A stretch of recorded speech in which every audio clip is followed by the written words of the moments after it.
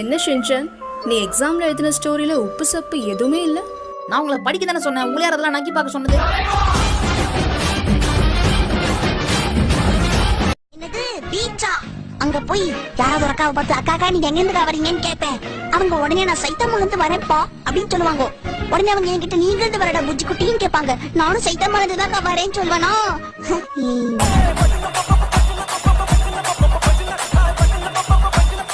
காலை வணக்கம் வியாபாரியா. Good morning. உனக்கு என்ன தம்பி வேணும்? உங்க கடையில நான்வெஜ் எல்லாம் விக்கிறீங்களாமே?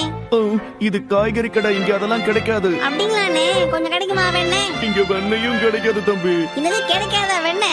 உனக்கு எது வேணும்னாலும் பக்கத்துல இருக்கிற சூப்பர் மார்க்கெட்ல போய் வாங்கிக்க. இது கேட்டாலும் இல்ல இல்லன்னு பூட்டுக்குதா, பூட்டுதான் விடுங்க.